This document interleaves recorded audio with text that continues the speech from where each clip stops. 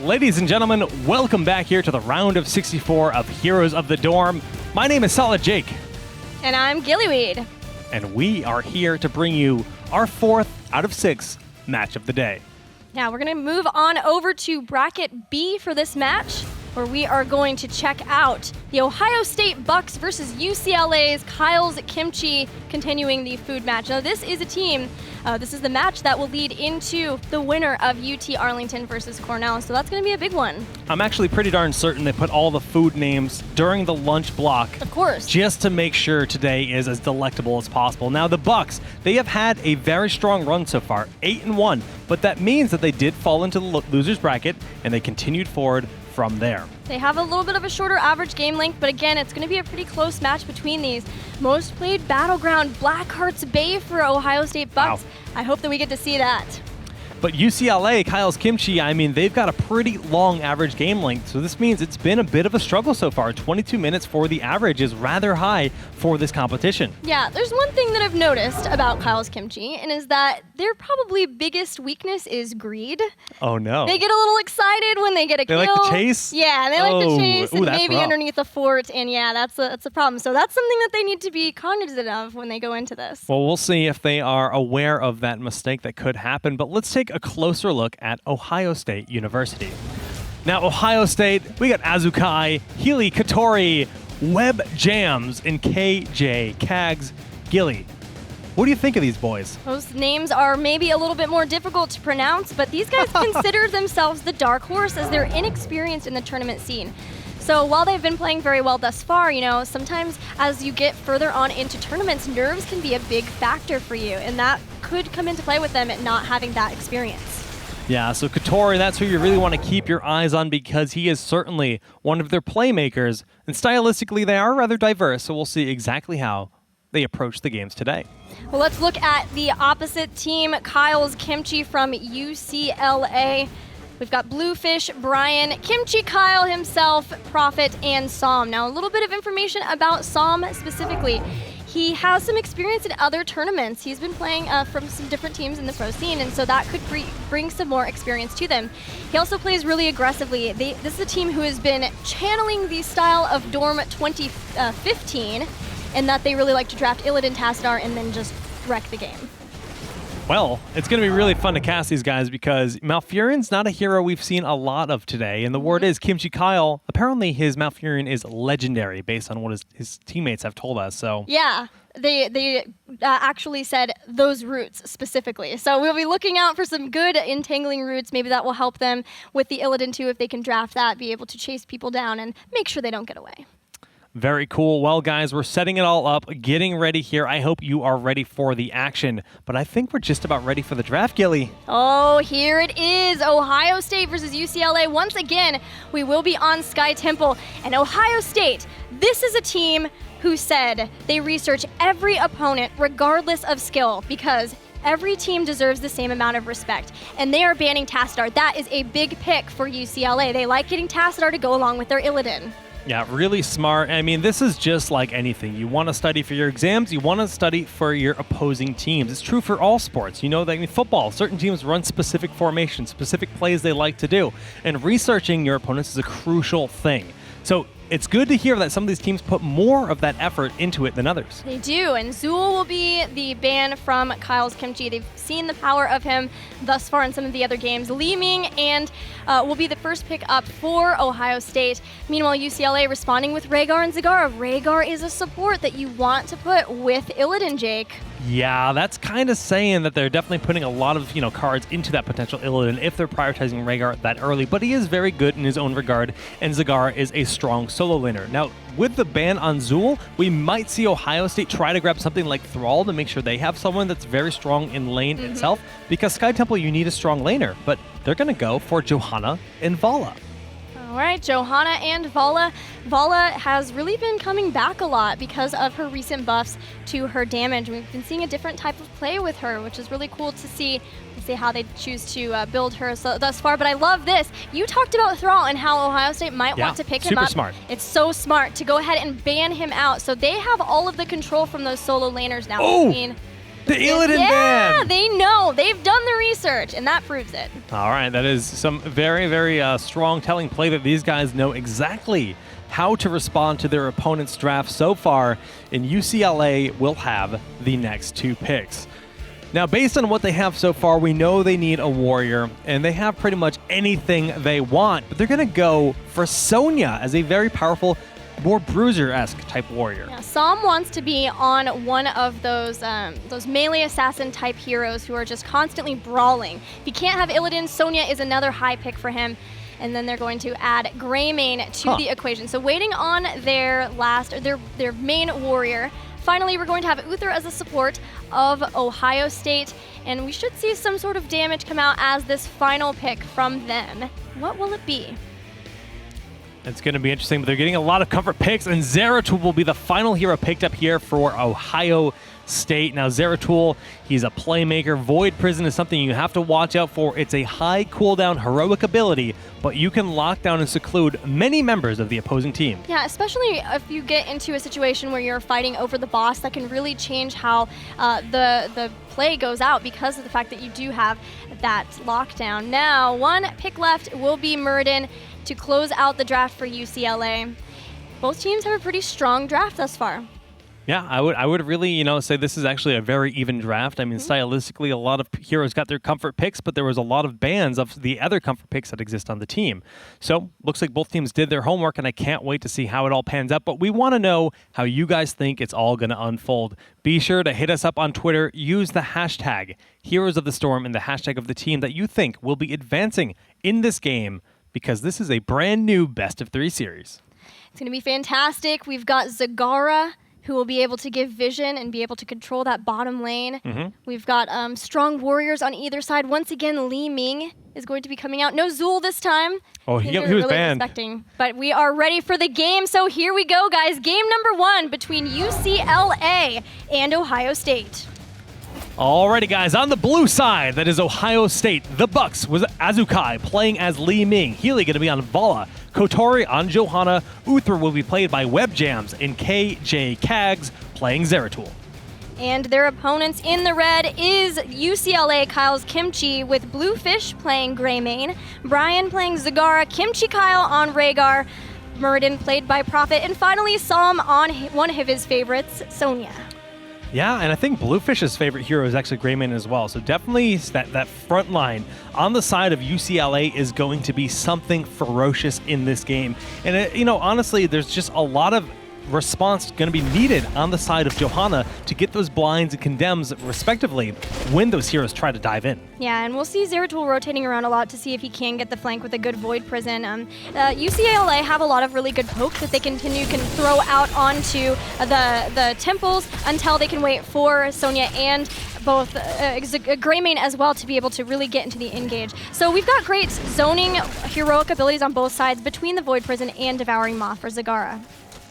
Once again, we're seeing another, totem build, a bit of a hybrid build, most likely out of Rhaegar, just to get that control for the front line. And when you have heroes like Greymane and Sonya throwing down that Earthbind totem to really just give them additional power, additional control in the battle is very useful. But Brian, be careful, my friend. I mean, you can spread out the creep tumors, but that's not going to help you out too much when it comes to a Zeratul coming at you, as he does have that permanent cloak, but still able to get away. Still trying to decide, by the way, on that level 1 talent too. It's most often Reconstitution, gives you that increased regeneration when you are on creep, but sometimes occasionally we'll see Corpse Feeders, which makes the roaches take less damage from non-heroic structures. It helps you push down structures a lot more. Yeah, generally if you think you might be abandoning the temples that hang out in your lane a little bit longer to try to push as hard as you can, that's when you'll see Corpse Feeders, and that might be the case considering Zagara is actually opting to stay in the bottom lane at this point in time. Still no level 1 talent, though. That is very peculiar. I thought maybe she was just hiding it to make everyone think that they should just come up and leave her alone down there, but it is strange that she wouldn't have picked it up by this point if that were the case. But for now, the temples, Ohio State holding on to the mid one. If UCLA don't get on the top one soon, which they will, it would have been an issue maybe where Ohio State could finish that mid one and then move up, rotate up, and get a lot from that one and win the temple phase heavily, but they're at least on it for now.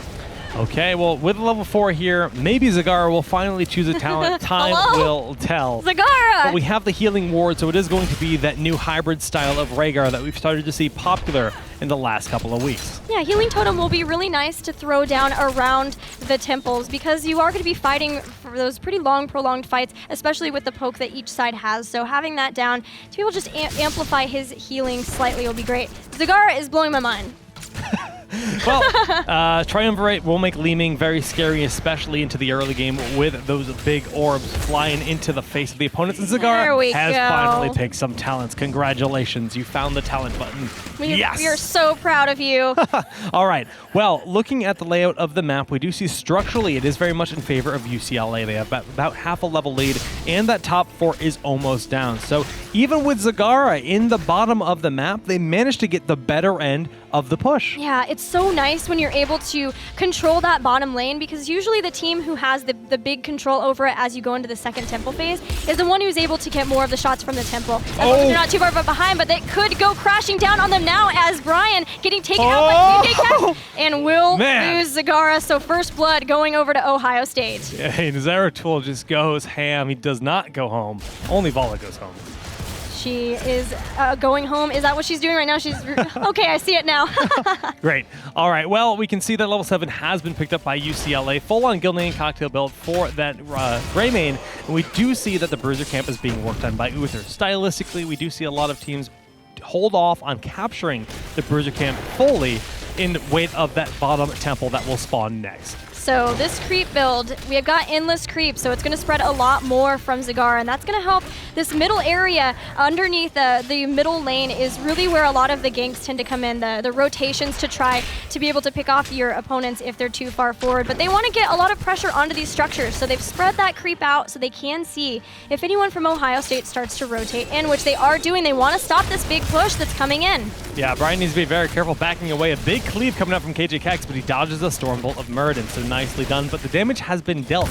Really what they wanted to do with that push was escort the Giants enough to take out the wall in preparation for this bottom temple. Right. Now if they manage to control this bottom temple, that fort will go down for sure. Yeah, and the top fort is already low for Ohio State. So far UCLA doing a good job of trying to just control the battleground objective and draft to that and, try to get that. But for now, they're not down in that bottom temple. They're looking to see if they can catch somebody out, take them out, and then go down and take it. And that's going to pull Ohio State, everybody up to the team fight. Now note, we have a Night Camp in the top lane, and Bluefish is taking a ton of damage from that Hungering Arrow and the damage pressure from Zeratul. Forced everyone off the bottom shrine location, and Psalm is looking to try to control it for the time being. Nobody is close to their heroic abilities yet, so that's not a concern for either side, and Psalm will hold this. And it's starting to work on the fort. So Ohio State, if they want to save this, they need to start moving in. Kotori has already done so. He's forced Psalm off, and it's a seesaw down here on the bottom temple. Yeah, back and forth, but every shot is going directly onto the bottom fort of Ohio State. And a lot of damage going in, but a huge condemn response there from Kotori, and the heals are sufficient. Many low heroes on the side of UCLA, and they are trying to run away, but Psalm will just barely escape the clutches of that orb. Man, just barely. Probably felt the breeze off of that orb, but they do have the well, so importantly, they can re-engage into this, and they're going after web jams. If they can take out Uther, that eliminates the support for now, but he still has a few heals while Eternal Devotion is active, and they lost Greymane for it, so it's still a 1-for-1, and we have Ohio State still trying to go into the fight, but they might have overextended for that because Johanna will get taken down too. Yeah, really a bit of an overextension there. I mean, Greymane dove in and killed Uther, and then Uther was healing up the team. If Ohio State was just a little bit more passive with their positioning there, I feel like they could have turned that around, but instead, they do end up capturing most of the temple at least, and then they just have to back on away, and both teams are just going to close in on those level 10 heroics at just about the same time. Yeah, Ohio State did at least save that fort, and so now all the forts are still up for both teams, so a very close match thus far. Heroic abilities picked up for UCLA, everything looking very standard for them. We'll see what Ohio State chooses to grab. Yeah, go for the throw. Definitely gives a lot of power to that Greymane. And like you said, pretty darn standard. But one trend that we're seeing in this new patch, Gillyweed, is Reign of Vengeance climbing in popularity over Strafe. Looks like most of you thinking UCLA will be able to win this match, but yeah, Rain of Vengeance with its increase in damage has really started to become the favorite, and we've got more of an auto attack style. I actually saw this specifically in Super League, this type of build, so we're going to see Helly try to utilize that. Psalm going in with Wrath of the Berserker. Ancient Spear does not connect onto Li Ming, just gets slowed down from Singularity Spike, and that is a big miss for Devouring Maw. So basically, Brian was under the impression that Stormbolt was going to connect from Murden. Since Stormbolt missed, he ended up whiffing Maw, and now there's a huge 3-man VP. The follow-up with Rain of Vengeance and Disintegrate is too much for Sonya, and Psalm goes down. Sonya already out of this. They're trying to move back in and catch somebody as they were slowed down with that fort, and with the go for the throat. Yeah, Johanna gets taken out. Bluefish still going after Vala, but needs to be careful as well as without Sonya here, and with Prophet fairly low, Brian out of mana, they can't really get into a full re-engage. You know, I gotta hand it to Bluefish. He has absolutely no fear whatsoever. He will go in by himself, chunk through one target, use that swipe to get a little bit of safety, you know, between him, and then have that disengage come off cooldown and launch himself back behind his friendly territory. The bottom temple will be controlled by UCLA. That'll finally be enough for them to get that fort that they've had. Meanwhile, Psalm trying to mess with Ohio State a bit, but needs to be careful. The full team has come in. Disintegrate starting to melt down Psalm. She will get out, and they can take control of this temple freely. Go for the throat up in 15 seconds. We're still so far away from most of the heroics here on the side of UCLA. Pretty similar situation for Ohio State, but I would say slightly in their favor, which is why you see both teams just basically trying to avoid an actual team fight. Yeah, the nice thing about this controlling the bottom is that there are a lot more mercenary camps around there, and you see that Kyle's Kimchi did grab their giants. They can help those push as well. And as the temples start to finish up, it looks like both sides. Oh, actually, it was UCLA who got 2 of the forts down because the top fort had already been pretty low. So that's a great advantage for them, and they've picked up level 13. Yeah, that's actually a huge moment, and you actually see they're going to look to try to take a fight right now. But very, very nicely done by Ohio State to just back away from that middle temple as the final charges go off. They just let Sonya control that by herself because she is very safe in doing so. But Psalm looking for an aggressive play. Yeah, they know that this is the time to try to get into a fight. The fact that they have those advantages, and they're pushing Ohio State back everywhere. But I don't know if we'll see them push up onto this bridge. Those bridges are very scary to try to push in on, and so they're going to start to back off. And so a great job by Ohio State to avoid all of that.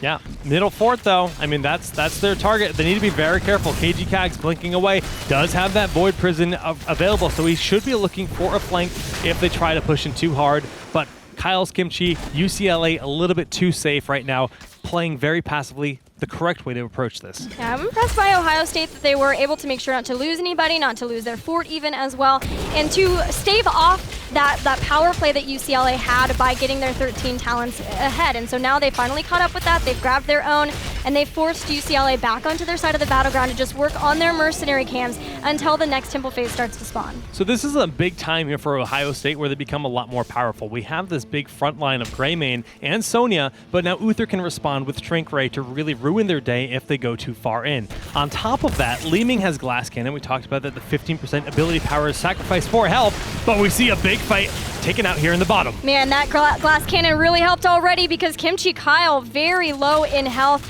and they've gotten pushed back by Ohio State. Not only that, but they have Wormhole too, so Zeratul can be far more aggressive between that and the Vorpal Blade. So 13 is a really big power spike for Ohio State.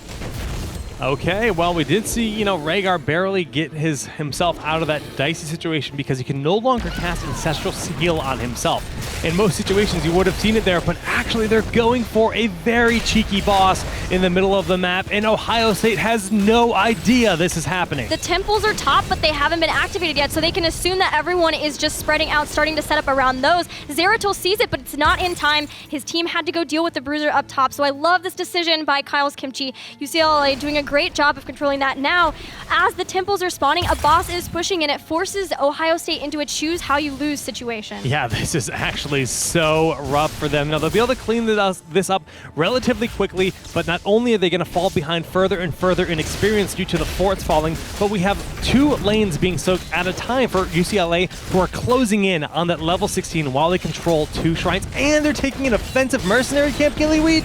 Yeah, they know that they're down at the boss dealing with that, so They have both of the temples. They say, thank you, we'll just go ahead and take this bruiser camp. But Ohio State know that they are spread out, and this is what I talk about. They are greedy, and they know that they have that advantage, so they do need to be careful, but Psalm coming in. A huge storm bolt onto KG Kags. A big rain of vengeance raining down on Psalm, and the VP in the back. We do see Sonya goes down. 4 targets in that Void Prison. The Disintegrate is on point, and Brian will be completely blown up, but not before getting a one-man maw. The overextension, the over-split there, does it cost them too much? Yeah, I think so. It gave them a lot of experience back to Ohio State. Every time you can kill a hero when you're behind, you get a lot more of that comeback experience.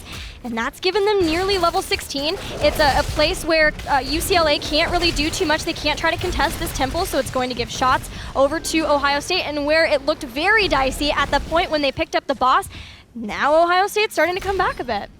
I would say so for sure. I mean, we can take a look at that replay, that 4-man Void Prison where they were able to quickly blow up Psalm on Sonya and set up that huge Disintegrate with the stuns. Benediction not even needed there for Uther because they had all the body blocks and all the combos they needed to pick up those 2 kills. Yeah, Li Ming was in a perfect position to deal maximum amounts of damage with Disintegrate too. Zagara's health bar just disintegrated. It was awesome. But now the temple phase is over. Both teams just trying to push back their lanes and get back into the experience game. And Ohio State has actually taken a lead in that, Jake. Yeah, they really have. And for the first time in this game, so it was a big deal for them for sure. We'll have to see if they can continue this momentum forward. Structurally, the game is pretty darn even, and that is actually rather crucial on Sky Temple. If there's any map where you don't want to be behind in terms of structures, I would say it's this one. Yeah, it's all of these battlegrounds like this in Blackheart's Bay where your structures are your team's health, where the objectives directly attack that. So yet again, we're going to see the totem build come out from Rhaegar. The fact that they have Earth Grasp now, they can have someone massively slowed, and then Sonya can come in from that and be able to catch up with them a lot easier too. She also picked up Mystical Spear, so if she doesn't quite hit somebody with the Ancient Spear, she can still get caught back up with them. It's also a really nice escape tool for her as well. Phenomenal utility just to get out of there if you feel like you've overextended a little bit too much. Now, only one mercenary camp is available on the map, and that's the top right Bruiser camp. And this is a very obvious point of contention since there are no map objectives available or easy fortifications to push down. So we could see a potential invade here from Ohio State, but it looks like they're just going to opt to play safe and make sure to soak experience and wait for this middle temple to activate. They waited a little bit too, just to make sure that that camp would be pushing during the temple phase so that they force Ohio State to make a decision about what they do about it, if they allow it to push onto the keep structures or not. And I wanted to point out that Uther has picked up Hardened Focus, so as long as he is very healthy, his abilities recharge faster. We don't often see that. It's usually Benediction for him so that he can have 2 abilities in a row, but sometimes we do see it when they feel like they're taking a lot of area damage and he needs to have heals up more often just overall to keep all of his teammates alive. And generally speaking, Uther isn't a focused target, so this makes it like you want to chunk him down a little bit to take away the advantage of that ability so he's not at full health at all times. Well, we do see the middle temple being controlled by UCLA, but Ohio State, they have a nice position in the back lane. They're just trying to poke down their opponents. Bluefish trying to get this nice pressure from the left side, but it looks like they're really throwing all their focus on those 2 warriors, Psalm and Prophet. Yeah, and it's working out for them pretty well thus far. Prophet has to use Avatar to go in. Void Prison goes down, and they are focusing those efforts, but KJ Kags, the first one taken out, and despite the Void Prison being down, Kyle's Kimchi has turned this around, but they have lost Psalm, so it's a 1-for-1, Jake.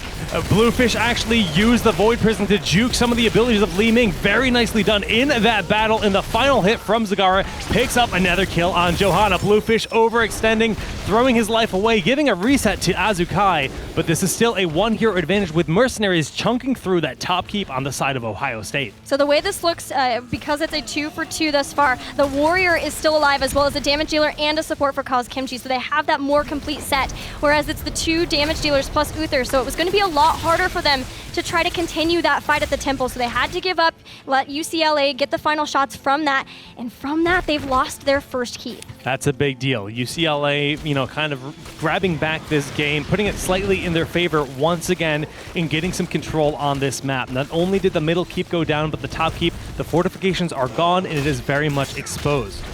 It is now, they're both working once again to get some pressure into the lanes.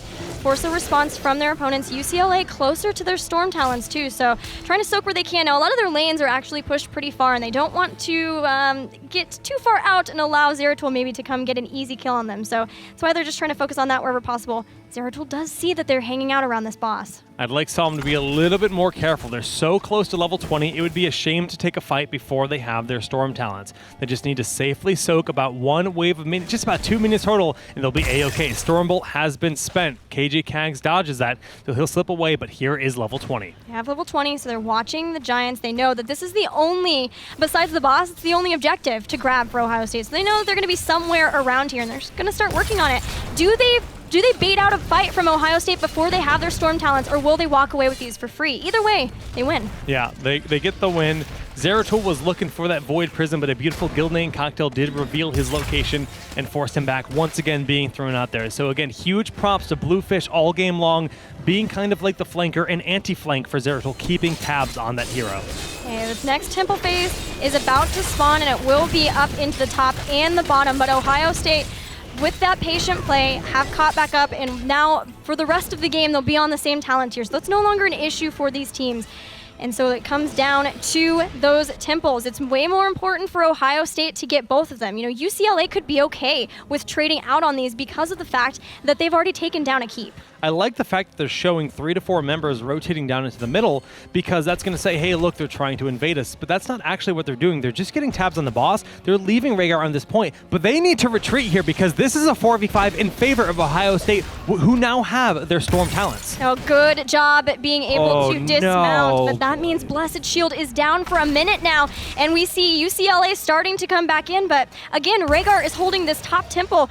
Just now, Ohio State has started to work on getting some of the shots from the bottom one. Oh man, Blessed Shield has been such a crucial resource that this team has been utilizing to pick up the kills and set up the fights in their favor. And they won't have it for another 30 seconds, so it pretty much forces them to concede their position, give up that top temple, which is being controlled easily by UCLA, just about out of ammunition. So Rhaegar will be now coming down to the fight, and there's still more than half the ammunition remaining on that bottom temple. If UCLA can grab that, they will eliminate the final remaining keep on the side of Ohio State and potentially look to end the game. Yeah, start putting real damage onto the core as the members are still waiting for Rhaegar to get in there, trying to make sure he comes in the safe way so that he can stay alive, make sure he doesn't get caught out. It's very crucial at this point that they do not get caught by that Zeratul, who looks maybe like he's coming in for if he can find a good Void Prison, and there it is. A two-man VP. Neither of these targets are super vulnerable quite yet, but Johanna and the Rain of Vengeance coming down, doing massive damage. A nice maul in response by Brian, trying to keep this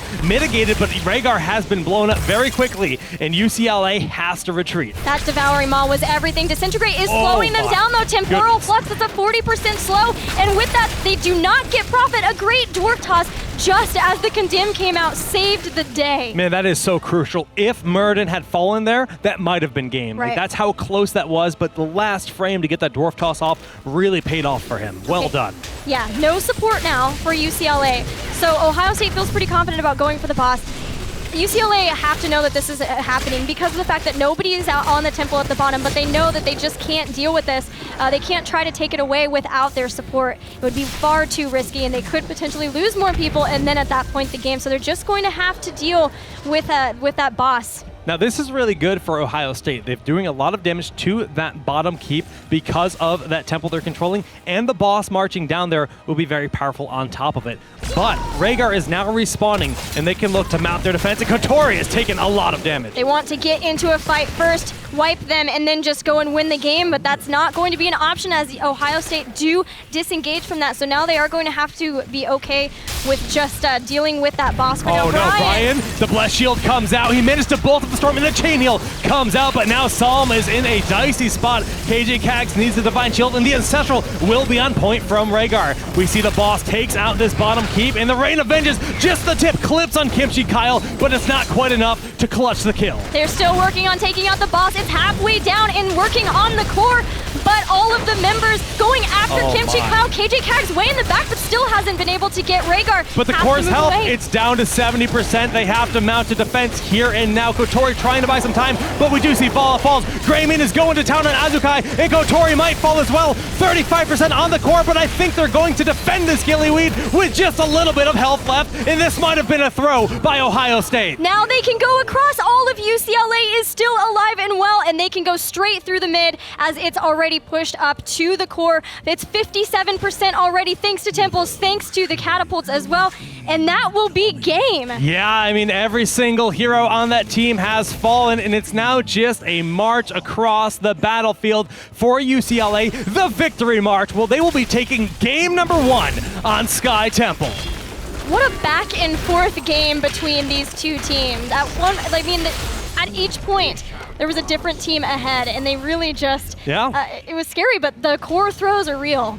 The core throws are real. I commend their efforts. They made the right call to control that bottom temple, pick up the boss, and try to make a big push happen, but it seemed like they were a little bit too anxious to end the game then and there. And as a result, they just took too much damage. They lost their team, and it didn't pay off. So a bit of a miscalculation on their part. When you lose all of your keeps, you're really all in at that point too, and that can give you a lot of anxiety, especially on Sky Temple, because of the fact that the temples will just straight up attack the core. So it's a bit of a problem. It can cause a lot of stress for your team, and it almost worked out for them. They were very close. They had Indestructible on Johanna, so they very nearly did it. Very, very close game there for sure. These teams are about as evenly matched as it gets, and you can see just that victory destruction of the core at the end in favor of UCLA. Congratulations, they will be the winners of game number 1, but of course, this is a best of 3 series, so there's plenty more action coming. We're just gonna go to a quick commercial break to set up for the second battleground of the series. Stay tuned, we'll be back in just a bit.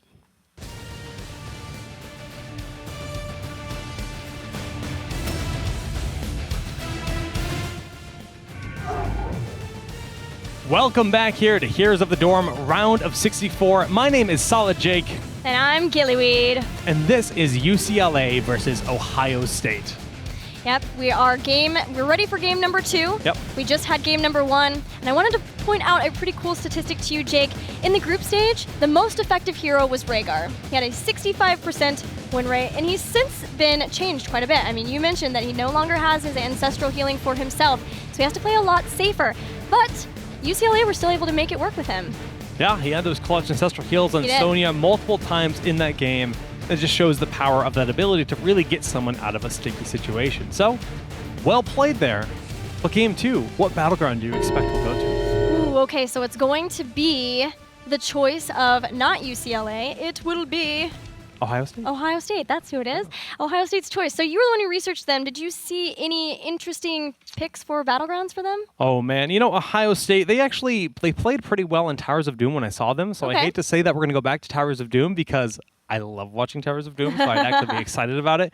But no, they're really about, you know, those fights where there's forced fights, right? The situations where you have an altar, you have a shrine, stuff like that. They really excel in those scenarios because they're good at setting up ambushes and bushes like that for heroes across the map, and we'll see. Yeah, we'll see if that can work out for them and bring it to a game number 3. But for now, guys, let's take a look at our Rhaegar player from last game. It is Kimchi Kyle. We talked about his Malfurion, and he does have some good wins with that as well. But it was Rhaegar that they were able to pull out with good ancestral heals, made sure he had good positioning as well.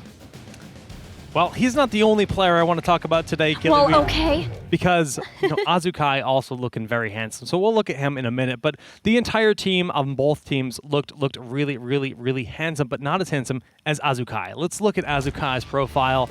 Ohio State Bucks. He plays Lunara, Jaina, Li Ming, and Illidan, kind of the carries, you know? He likes those big damage dealers that have a high impact, but they're all rather fragile. So positioning, timing, knowing when to go in for that blow, it's critical. Now, looking at Illidan, they had the right strategy going in. They banned the Tassadar. They banned the Illidan. They forced Kyle's Kimchi to go onto a different strategy than what they were just running through from the group stage, but it didn't work for them. So do they continue with that?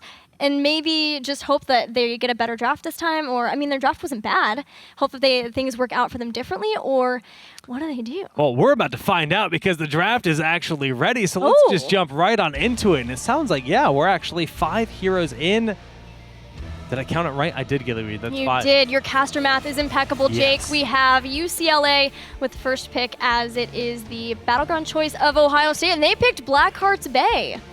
So a very tall battleground, a very exciting one. It's all about collecting the doubloons and turning them into Blackheart to convince him to bombard your opponents in your favor. We can actually take a look at this sweet video. So yeah, you can see that there are indeed 3 lanes, and from top to bottom, it's a very tall battleground. There's many, many mercenary camps on this battleground, but there's also pirate camps, which specifically drop doubloons as well as the mercenaries. Collecting and controlling the map is so critical because not only does it give you all of that structural damage in your favor, but it gives you more and more coins to bombard your opponents. Yeah, the turning in the doubloons to Blackheart is very important for the bombardments, and if you can take out your opponents, you can kill their heroes, then you can steal the doubloons away from them. So it's all about controlling your side while also getting into those big fights at crucial moments to be able to control the doubloons of your opponents as well. All right, well, we do see Sonya is going to be that last pick before we go into the mid-bans in this game. Strong start so far from UCLA, and Falstad is a phenomenal pick for this map. Falstad is so good, just solely because you mentioned how tall the battleground is, and his global presence, the fact that he can fly almost anywhere, is really going to help them out. He can make sure to stay in a lane for as long as possible, like we saw Brightwing earlier, and just fly in when his team needs him. Now, Rhaegar and Sonya as well are 2 heroes who are really good at rotating around and taking out mercenary camps and the pirate camps to pick up the doubloons. And so they have some really good jungling options thus far as we go into the second stage of bans. Yeah, very true. Well, no Tassadar this game in UCLA. What else makes a lot of sense here to try to lock out? They could ban the Uther if they think there could be, that kind of insta-save, the divine shield for the enemy team, considering they already control Rhaegar. But there are many other very powerful assassins on the table. Zeratul, notably, is very much a playmaker. They could look to lock him out. Yeah, they definitely could do that, especially knowing that they already have sort of their own melee assassin-ish type hero on Sonya. And Thrall has been picked up for Ohio State, so they have a really good solo lane hero. So that's something that UCLA will have to consider is often you have 4 heroes up in the top and mid lanes, and then 1 each in the bottom. And whoever is in that bottom one, unless you have someone rotate down, is whoever's stronger is going to be able to get that doubloon chest. Yeah, so Thrall, very powerful solo laner. I mean, often you see Chain Lightning spec'd into for level 1 and 4 to control that lane safely. He's not about being in the face of the opponent. He's about safely sustaining that lane and pushing it out as effectively as possible. So here is Sundering. We've been seeing a lot of Sunders from the teams thus far today. That looks really it was just controlling the ground.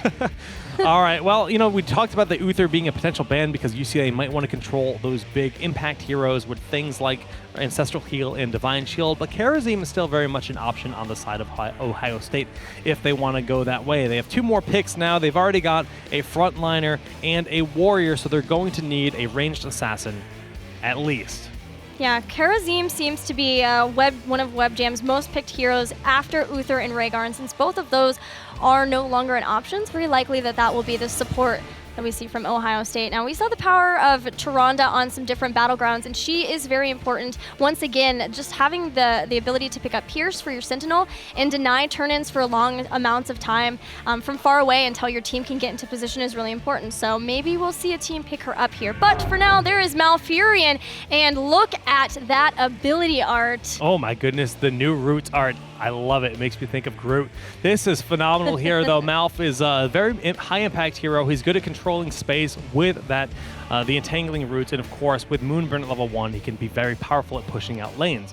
Being able to quickly rotate between the top and center lane is critical on this map because there's often a bit of a fight to vie for not only the control of the pirate camps that exist there, but making sure you have the vision from that watchtower. Yeah, vision around the watchtower and vision around Blackheart himself is crucial to knowing if there's going to be a turn in there from your opponents. Plus, Malfurion provides mana with his trait Innervate to his teammates too, so it enables them to be able to fight just a little bit longer. Often there are some very long sustained fights around that turn-in point. So that's something that he can enable for his team.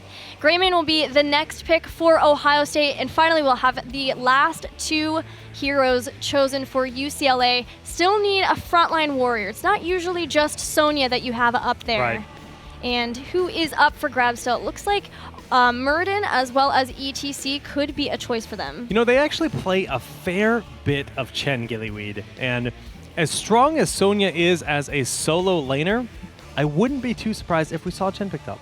Oh, I would love to see Chin as the Wandering Keg is always very fun. But for now, it's going to be Jaina. So Okay. Jaina will be the next damage dealer, helping with their burst, being able to take someone out, as well as give slows. You know, slows enable Sonya so much more because it makes it so much easier for her to be able to keep up with heroes and continue to put her damage on them. All right, well, does UCLA go for that solo Sonya, or do they pick up one of those other big warriors? Johanna still on the table. They could, not on the table. Ohio State already has her, so Murden or ETC.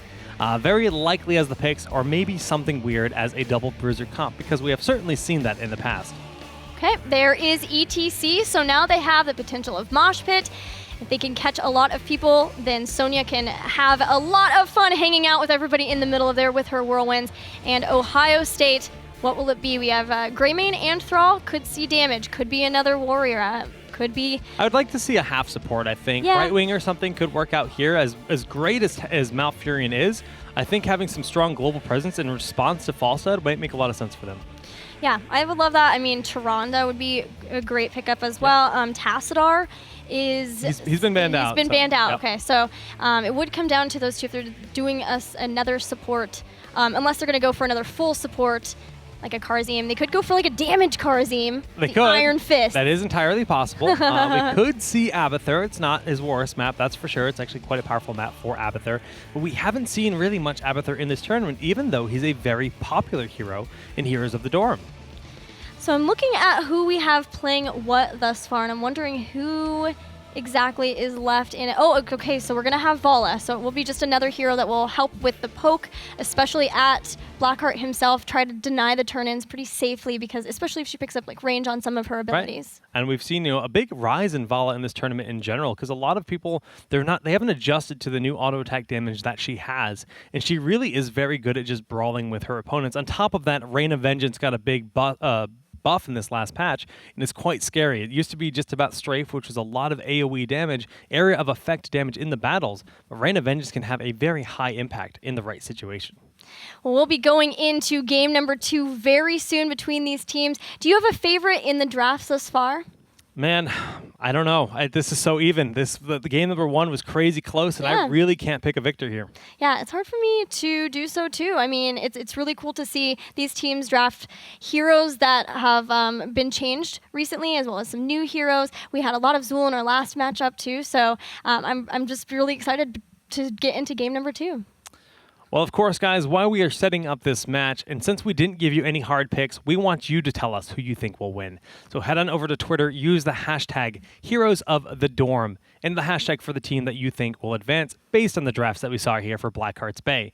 Now, remember, Blackheart's Bay, this is, it kind of mixes things up a little bit. You'll tend to see, the one hero in the bottom lane, and then kind of like a 4-1 split, because you often have the rotations between the top lane and mid, and you could see a lot of very early battles going on here. Yeah, especially once those doubloons chests Yeah. spawn right around the 1 minute point. That is a contention point. If a team can pick up both of those chests, it puts you at a really big advantage. Both of them already equal your first turn in, which is 10 doubloons. So the ability to get that can put you very far ahead. You can even take out the first fort of the game already just with that turn in. It's very strong. Yeah, it is certainly a powerful mechanic, that's for sure. Now, guys, this is a lot more than just the competition we're casting right now. There's matches going on in this tournament on the net right now as we're casting this. So be sure to check out heroesofthedorm.com as well to learn more about the entire bracket and how it's progressing through the round of 64, which is all going to conclude today. The round of 32 will pick up tomorrow morning as the action continues, and we'll have another 6 great matches broadcast live for you guys there.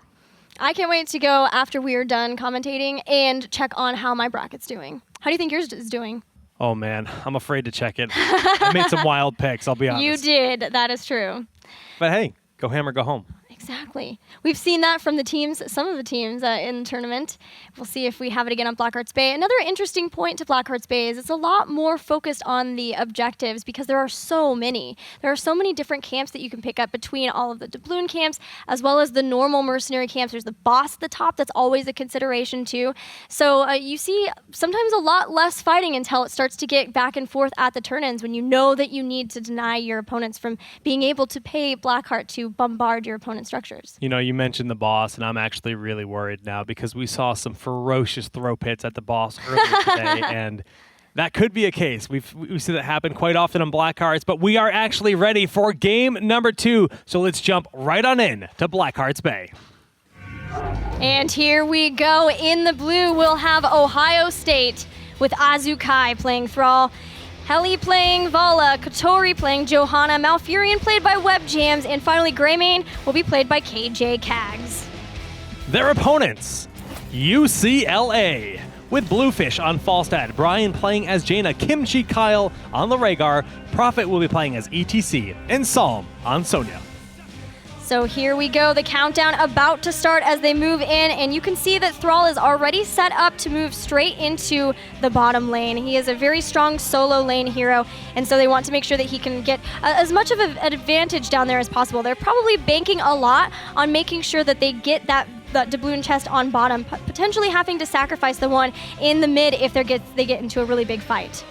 Well, we do see immediately many members of Ohio State running to scout out this top lane, whilst the middle watchtower is being held by UCLA. So both teams having this big presence in the top as we expected, while Thrall is left all alone in the bottom. But once UCLA realizes they're not going to get an early pick, they send Sonya down to the bottom to make sure she gets the soak. I like the choice here from Ohio State. They all went to the top because they want to just clear out the wave of minions before moving down into the mid to get ready for that fight over the doubloon chest. So they know that they're not missing out on any experience up there. UCLA has done the same. They've been able to clear it out, and they're rotating down. So both teams getting to this doubloon chest right around the same time. So it's actually a pretty darn even fight in that bottom, but we have the brawl in mid. Many of the doubloons are falling out, and a nice route being cast there onto Bluefish, forcing out that barrel roll, but ETC falls very early in this fight from that huge damage of KG Kags. Man, entangling roots into Condemn means that you can be far away from your team for a long time if they're able to land both of those. So because of the fact that Ohio State did get a majority of those top doubloons, we saw Falstad fly to the bottom to help out, and they were able to get all of those, but will they keep them? Because Bluefish has to use barrel roll to get away. Some will be able to get away as well. So Bluefish actually flew down from the mid lane to that bottom chest, so he's not going to be able to fly immediately back into action, so that is a nice small victory for Ohio State. But Ohio State, they are down when it comes to doubloon count. 4 to 6 so far. The indicator is in the bottom right of the screen, so you guys can keep an eye on that. Push coming in onto the structures of Kyle's Kimchi just slightly. They've got more members into the bottom. The push that you see a lot of times on Blackheart's Bay is in the mid because that is the first level that Blackheart will bombard. And if you can put enough damage onto the towers in the mid, then you can ensure that your first turn in gets the full fort. It's something that you see a lot of people do, try to put whatever damage they can on structures so that they don't get into the late game and have to turn in just crazy amounts of doubloons to get the Blackheart's bombardment. Yeah, it's definitely one of the more efficient ways to do it. But no, we actually have both teams putting an emphasis on early mercenary camps in this game, much earlier than you see on most battlegrounds. So Blackheart's Bay, Sonya, she's so highly valued for her ability to solo mercenary camps. Even though Kimchi Kyle is giving him a lending hand, she is more than capable of doing even a night camp at level 4. Yeah, she is a great asset to have for a team. Teams, even on experience, doing a good job of making sure to soak the lanes at the same time as they're getting those mercenary camps, getting the doubloons that they can. The Giants will go head-to-head here as looks like both teams are going to start to work on their bruisers potentially. For sure, it will happen for UCLA. Might be able to push in with that if they're the only ones picking it up.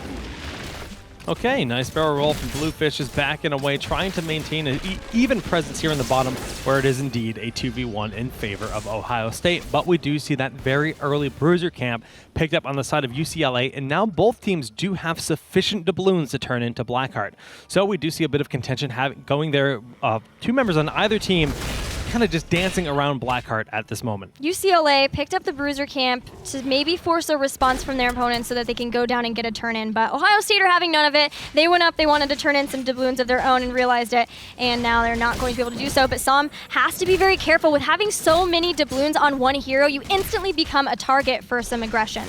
At this point, I'd like to see ETC and Sonya become a roaming pair and just try to get those ganks. The two, with the lockdown they have, is so powerful. We do see the perfect execution and the blow up there of Malfurion. This will give them the exact window they need to safely turn in the 10 doubloons on Som, which he doesn't want to wander around with. If he dies, he drops those, and they can be stolen by the enemy team. Yeah, it's very scary to have to get into a big fight when you're holding so many of those. So it's a great feel of relief already to put those 10 in the bank of Blackheart, who will start to bombard the blue side of the battleground. And it sounds like they listened to you. You called for them to be more aggressive, and they immediately went after Malfurion. I'm so happy with them. I mean, I wish all Kimchi was that reasonable. All right, well, we do see the bruiser camp in the bottom once again being picked up. Psalm just kind of flexing his capability as Sonya to grab mercenary camps very efficiently with the whirlwind and, of course, the slam damage, the slammage. Slammage, if you will. They're holding off on these. They want to go after Azukai first. The storm, the stuns come in, and they will take him out. Now they can get the bruisers and push in with that and force someone else to come down. Already they have Vola, but she's going to be tough for her to defend if they really start to push in with those bruisers as well. The subtleties there was beautiful. They had enough time to actually capture that mercenary camp if they wanted to sit on the point. But if they did that, that would have alerted to Thrall that they are right down there. So the fact that they left that, they rotated up, killed Thrall, and grabbed the mercenary camp just gives it so much additional value, not only in its push potential, but the experience, and now they're so close to level 10. Now, second set of doubloon chests has come and gone. 14 being held by Ohio State and 16 for UCLA. So they were able to get a majority of those from that chest phase, and they're going to start to turn them in once again. Som has quite a bit. They have a few more too. The bruisers up and top, making it difficult for Bluefish. This might be a point where Ohio State can push, but they have to be a little bit careful because they don't have heroic abilities. So they really want to make sure not to get collapsed on while they don't have those tools. So they actually are going to get another full turn in. 22 turned into the 0 of Ohio State, but they do have 16 and soon to be 18 in their pockets. This damage will nearly and potentially take out this top fort, and it's really going to put Ohio State in a weird situation where they just kind of have to wait, find level 10, and look for a fight. Yeah, these turn-ins not only take out your opponent's structures, but they also give you the experience from those structures. So you can start to get quite a good lead from experience just by constantly having the turn-ins. And then you force your opponents not to ever want to fight, so they won't go to the turn-in points, and then they just get further and further behind while holding on to so many doubloons that they're scared to fight. So you really have to be careful not to let it snowball out of control for you. Yeah, it's definitely, a hard thing to find a balance of. Jaina being attacked by Johanna in mid, but that's not really a situation where Johanna can quickly kill that enemy hero. In the bottom lane, we do have this 4-man brawl where they're just kind of pacing around and controlling their structures. This is the last wall remaining on the fort fortifications for Ohio State, and it's actually rather critical that they make sure they don't lose them very quickly. Oh, big mosh pit on several members, and Thrall goes down. Vola is dead. Webjam's going to have a hard time getting away from Sonya, but just barely able to do so. And just like that, UCLA take out 2 more members of Ohio State. So UCLA knew that Johanna, their only hero that can deny those kind of flanks from being successful, wasn't in position to defend for the team there. They took full control of that situation, went through with that huge power slide. Mosh pit, there's nothing to interrupt it in that scenario, and it was just perfect execution, getting them not only 2 kills, they stole some coins, and now they've turned in another 5. Yep, it's very scary for Ohio State if they get the wrong people into that mosh pit, because they're really relying on things like Rain of Vengeance and the Sundering. In that case, they just were not able to stop that. So Sonya especially, but all of the members of UCLA were able to throw a lot of damage down and eliminate them. And now with level 13 to 11, there's a talent tier advantage for Kyle's Kimchi, and they're going to get into a fight over the doubloon. Yeah, Jaina was actually really taking her sweet time and coming down here. She took control of that watchtower, and now we see the full dive in from Sonya, and ETC forcing out not only the Rain of Vengeance, but as well as the nice Tranquility, but the Gust is just enough to save Prophet. And now that Jaina is here with that healing totem placed, they can actually continue to control this turn-in point. That's a really nice thing that they have the Mighty Gust versus Tranquility, because they have the potential to push him away from team members so that he can't get the heals in time for his teammates. And now they're starting to get pushed back. There's not enough doubloons for a turn-in, so it requires UCLA to just sit here, but you know, they're fine to do so as long as Ohio State is as well, because of the fact that they are ahead in experience and in structures. Yeah, they've got the talent tier advantage on the side of UCLA, and without Tranquility, there is no way Ohio State could successfully take a fight. Their team is about winning a little bit more of a long, drawn-out fight and getting those critical Sunderings so that Grayman can dive in and blow someone up. So the build that we see Falstad choosing to use is seems to be the brand new thing where you get Gathering Storm, since it was 100% buff to it. And hold that thought, because speaking of Falstad, he is in trouble. The Sundering hits him into an entangling group. He has a Mighty Gust. Can he get away? Hundering Arrow. Make sure he does not. Hundering, thundering, explosion on Vala, and Psalm and Prophet are looking for web jams. The roots do disperse them, and it will be enough to dissuade a push into that bottom fort. Sundering plus Hungering Arrow equals Hundering. I've decided it's a thing. Doubloon chest I like it. Being grabbed by the teams. Looks like a lot of the members, actually 16 for Ohio State. So they're starting to get to that point we talked about where you're not wanting to fight. You want to get rid of those so that you can feel more comfortable about getting into these engagements. We're about to be 36 doubloons turned into 0, but Prophet barely power sliding before the entangling roots grab him and lock him in place. And finally, some more doubloons going to be grabbed by Ohio State, which is great, but they can't turn them in because in the middle of that, UCLA got a turn-in of their own. And so that's a great point where it not only makes sure that it's taking out structures, but it's a little bit of breathing room where you don't have to worry about defending that point from your opponents trying to put those doubloons in the bank. Now, UCLA starting to look toward their level 16 talent. Right. 2-level advantage for them. So this is kind of an impossibly difficult scenario for Ohio State. This final bombard from Blackheart is going to take out the third and final fort here in the bottom lane. We just saw the Giant camp be picked up in the bottom. They're grabbing the Bruiser camp on the right side, and even Falstad is controlling and working on the bottom camp. So literally every mercenary camp that could be controlled by UCLA they're going to have a 2-level advantage and a talent tier advantage at level 16, and honestly, they can just look to steal those 27 doubloons from Ohio State. It's so risky for them to even try to turn in. Yeah, it's really risky to be out here right here, but Cags was in position to get it right away, and that's a big perfect. mistake by UCLA. Yeah. That's a huge mistake. Well, they're going to still try to make this fight work now that they have 16 to 13. They're working on bringing down Kotori. Mosh Pit into Rain of Vengeance means that it doesn't really connect for very long, but they still are able to take out Vala, but Sonya will go down as well. That gust pushed Kotori so far away he cannot peel for his team. They promptly blow up Malfurion, and it looks like they're going to get a couple more. 4 members down on the side of Ohio State, and that means that the 10 doubloons they turn in is all they have left in the tanks. Everything else will be traded over as the Wolf War will be won by Kimchi Kyle. Oh, the Feral Lunge, exactly what he needed to take out his brother dog and grab his doubloons. And now look how many they have, 28. They got all of the doubloons away that were left on Ohio State.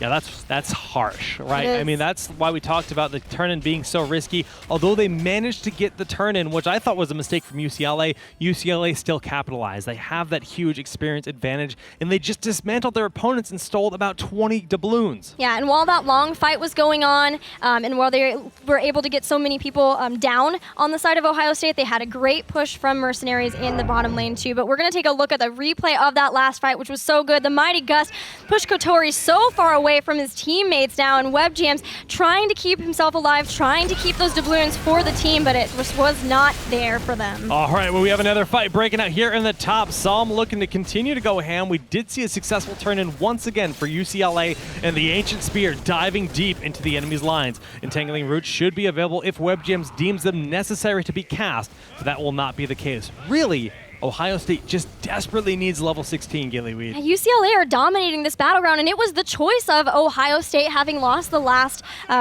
game. So great job from UCLA. They've taken out, nearly taken out this middle keep, and that if they can get that, if they can send someone over to sneeze on it, throw some abilities on it, then that will be Catapult starting to push in, and one less structure for Blackheart to have to hit on the way to the core. That was a flawless gust. It even interrupted Sundering. Yeah. So Sundering is now on a 5 more second cooldown, then it will be ready to be cast once again. So every heroic will be available except Mighty Gust, but it's a very short cooldown heroic, just another 25 till it's back up.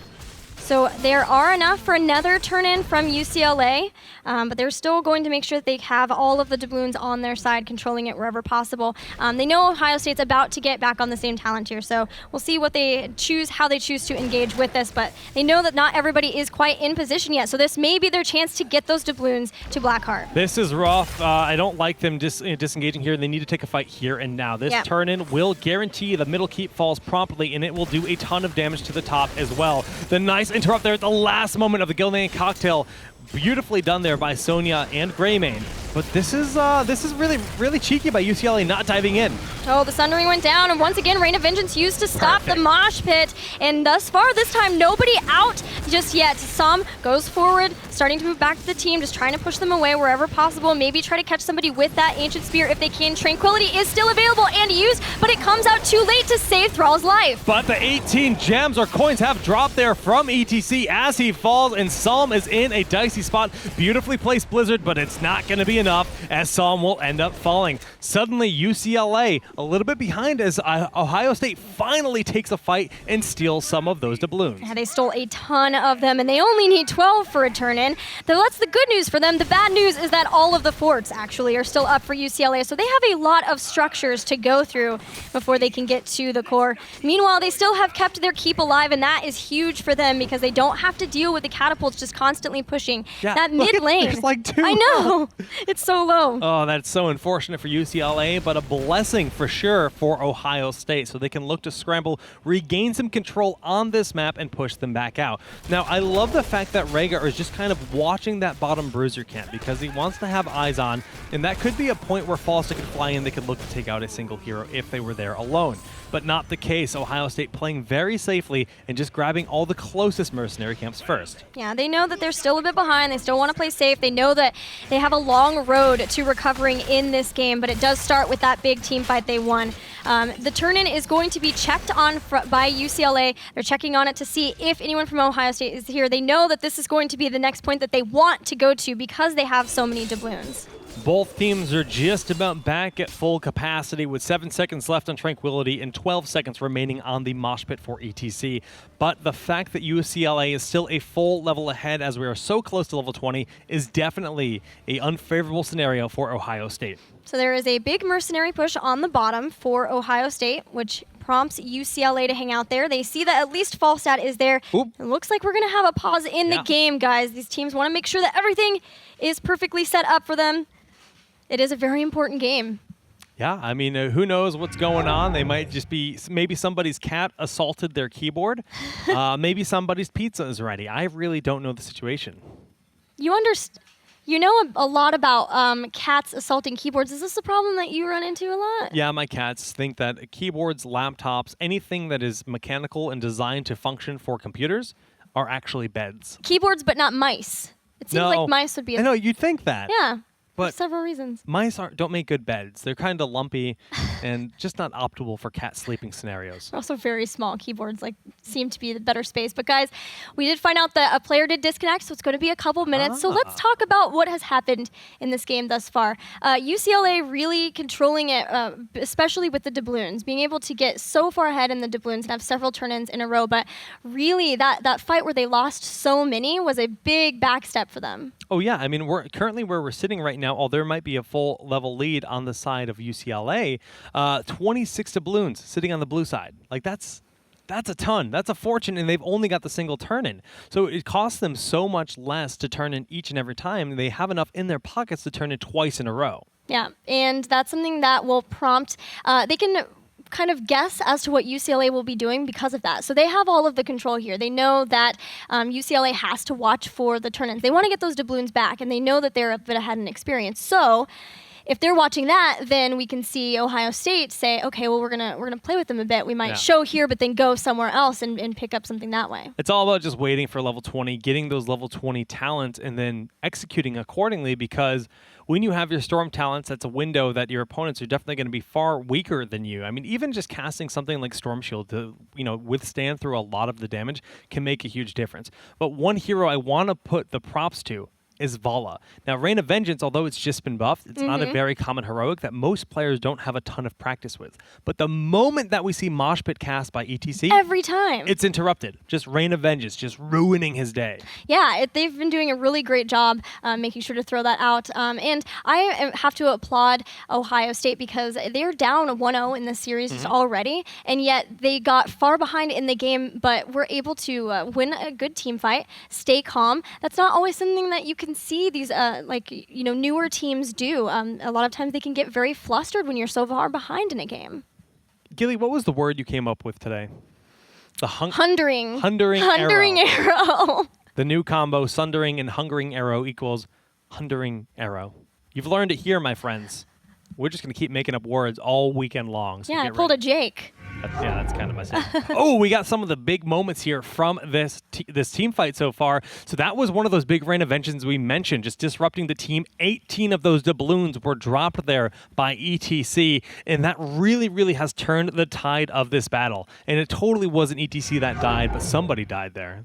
That's what's important. We're going to take a look at some player profiles for the team while we're waiting for the reconnect to happen. So we'll have one of those very soon. I love talking about all of these players. Some of them have played in other tournaments, but to build a team together and have to start practicing specifically for a collegiate tournament, there's not a lot of time for you to really start coming up with your team synergy. And so to see the level of play, especially from last year's Hero of the Dorm, has been very impressive for me.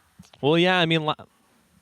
Oh, it looks like we're actually, are we ready? I heard some, nice. Let's just jump right back in here.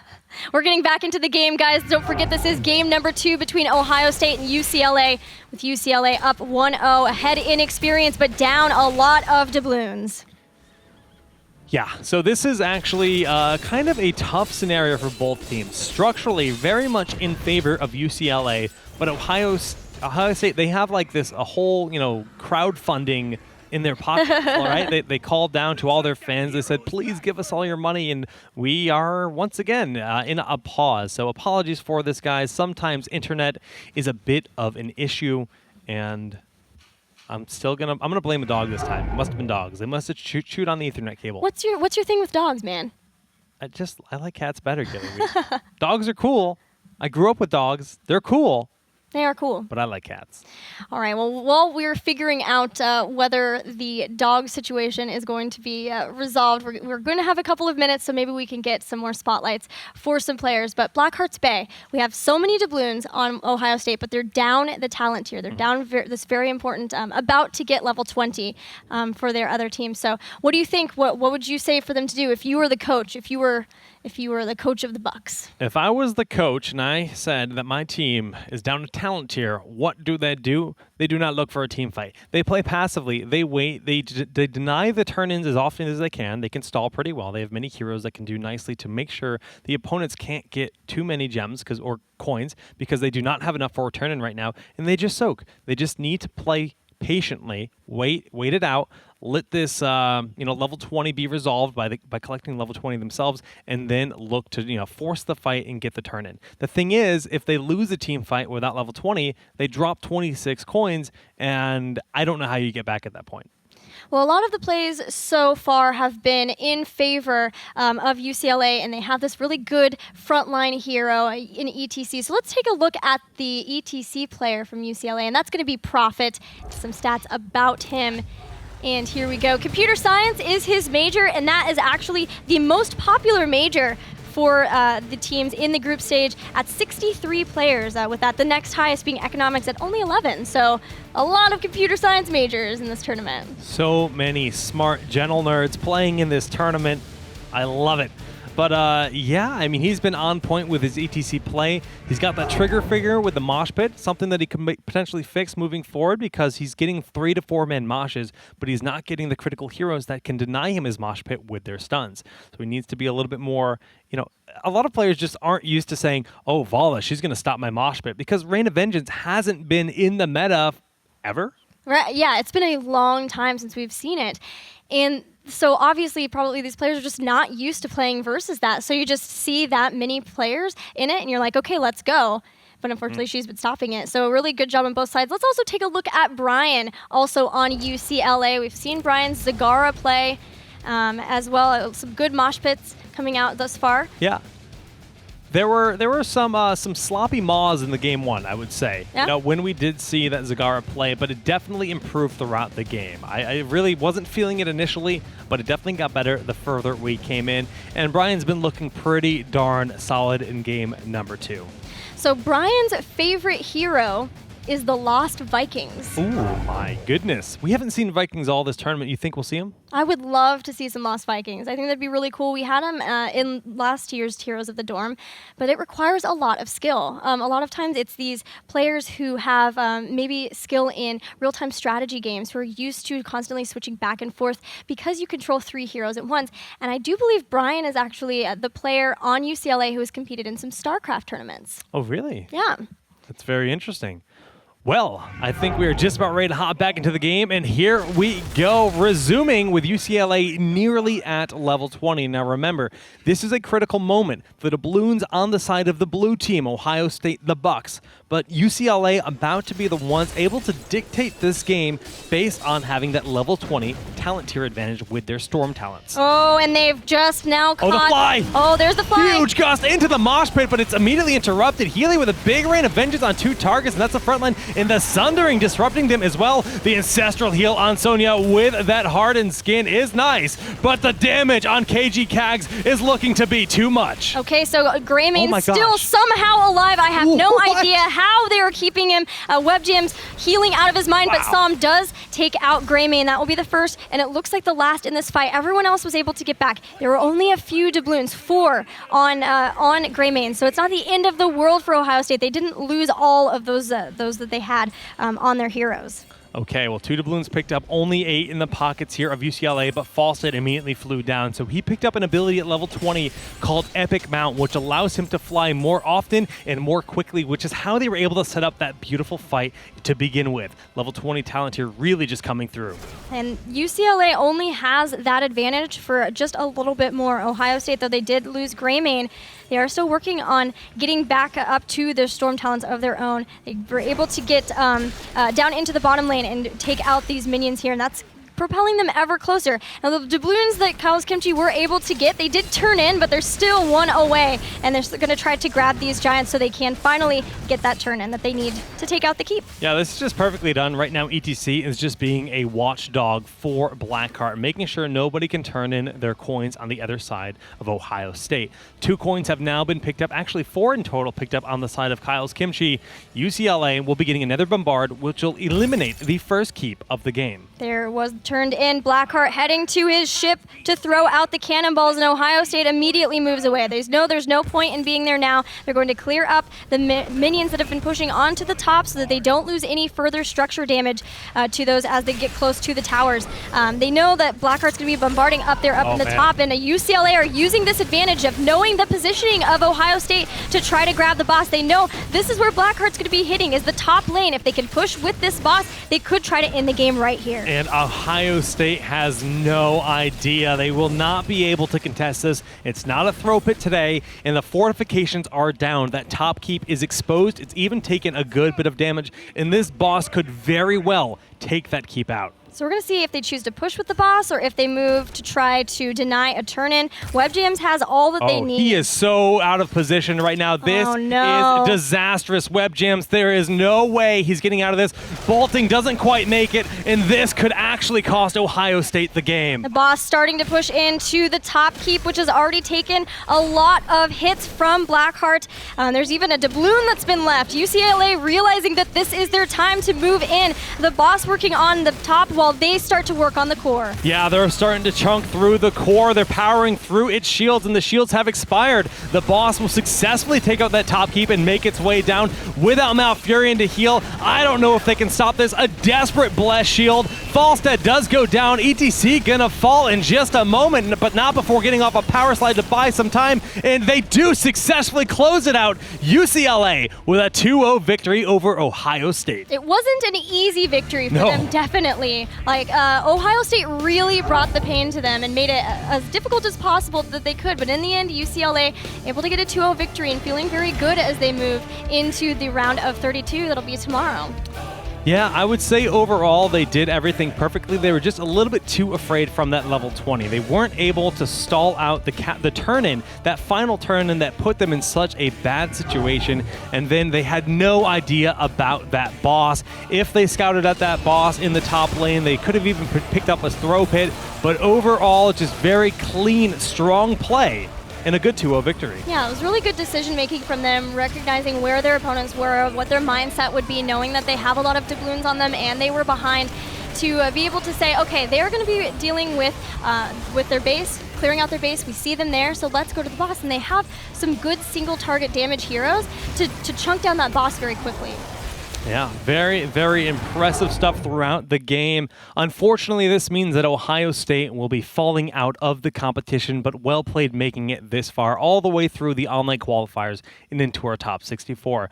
UCLA advancing into the round of 32, which will be tomorrow, and very, very much well-deserved. Is this the first 2-0 of the day? I think we've had one or two more, at least one 2-0 that we've had, but not for sure. But great job for them. I hear that we have a Skype interview ready, actually, with Som from UCLA. Alrighty, well, Som, congratulations on the game, my friend. How are you feeling right now?